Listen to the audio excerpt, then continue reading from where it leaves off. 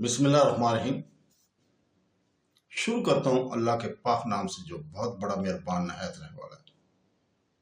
دوستو، بہنوں، بھائیوں، بزرگوں، السلام علیکم۔ تاریخ اسلام کی 172 نمبر قسط میں ہم آپ کو خوش آمدید کہتے ہیں، اور اس میں ہم بیان کر رہے ہیں ابراہیم بن ولید بن عبد الملک۔ دوستو، بہنوں، بھائیوں، بزرگوں، ابو اسحاق ابراہیم بن ولید بن عبد الملک اپنے بھائی یزید الناقص کی وفات کے بعد اس کی وصیت کے موافق خلیفہ ہوا۔ ابراہیم کے ہاتھ پر بیعت عامہ نہیں ہوئی۔ بعض لوگ اس کی بیعت سے انکار بھی کرتے رہے۔ مروان بن محمد بن مروان بن حکم گورنر آرمینیا نے جب یزید کے مرنے کی خبر سنی تھی تو وہ دمشق کی جانب فوج لے کر چلا۔ اول کنسرین پہنچا۔ کنسرین کو فتح کر کے حمص کی جانب روانہ ہوا۔ حمص کی حالت یہ تھی کہ حمص والوں نے ابراہیم کی بیعت نہیں کی تھی، اس لیے دمشق سے لشکر شام عبدالعزیز بن حجاج بن عبد الملک کی افسری میں ابراہیمی کافر ستادہ حمص کا محاصرہ کیے ہوئے پڑا تھا۔ جب مروان بن محمد کے قریب پہنچے نے کی خبر سنی تو عبدالعزیز لشکر شام کو لے کر اور محاصرہ اٹھا کر دمشق کی جانب چل دیا، اور مروان کے پہنچنے پر اہل حمص نے بلا توقف اس کی ہاتھ پر بیعت کر لی۔ ابراہیم کو جب ان حالات کے اطلاع ہوئی تو اس نے سلمان بن ہشام کو 1,20,000 کی جمیع سے مروان کے مقابلے کے لیے روانہ کیا تھا۔ مروان کے پاس کل 80,000 فوج تھی۔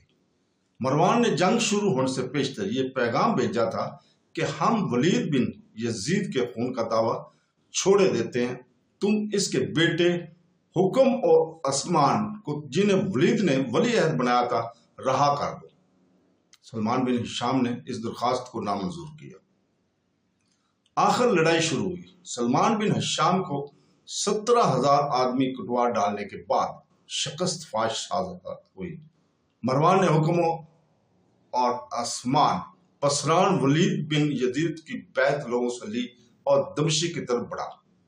یہاں دمشق میں ابراہیم اور اس کے مشیروں نے مشورہ کیا کہ حکم اور عثمان کو قتل کر دینا چاہیے، چنانچہ دونوں قیدی قتل کر دیے گئے۔ مروان فاتحانہ دمشق میں داخل ہوا اور ابراہیم، سلمان وغیرہ دمشق سے مدمر کی طرف فرار ہو گئے تھے۔ مروان نے حکم اور عثمان کی لاشوں کو جب دیکھا تو بہت افسوس کیا۔ نماز جنازہ پڑھ کر ان کو دفن کرایا گیا۔ دنیا جنازے میں شامل ہوئی اور یہ سوال لوگوں کے سامنے پیش کیا کہ تم کس کو اپنا خلیفہ بنانا چاہتے ہو؟ سب نے بلا اتفاق مروان بن محمد بن مروان بن حکم کے ہاتھ پر بیعت کی۔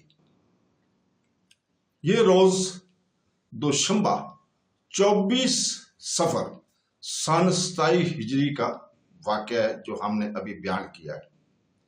ابراہیم کو مروان نے امان دی اور اس نے مروان کے حق میں باخوشی خلافت سے دستبرداری اس وقت داخل کر دی تھی۔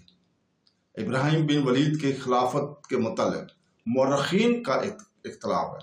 مختلف مورخین مختلف سٹوری، مختلف دنیا داری کے وہ بیان کرتے ہیں۔ بعض اس کو خلیفہ سمجھتے ہیں اور بعض خلفاء میں ان کا شمار نہیں کرتے، کیونکہ ان کی خلافت پورے طور پر تمام عالم اسلام میں تسلیم نہیں ہوئی تھی اس وقت تک کہ اس نے خلافت کیا۔ ابراہیم کے خلاف جیسی کچھ تھی صرف 2 مہینے چند روز رہی۔ ابراہیم کی خلافت صرف 2 مہینے اور چند روز رہی تھی۔ تو دوستو، اس کے ساتھ ہی ہم آج آپ سے اجازت چاہتے ہیں اور اللہ سے دعا کرتے ہیں کہ وہ ہمیں سیدھے راستے پر چلنے کی توفیق عطا فرمائے، قرآن اور سنت پر عمل کرنے کی توفیق عطا فرمائے۔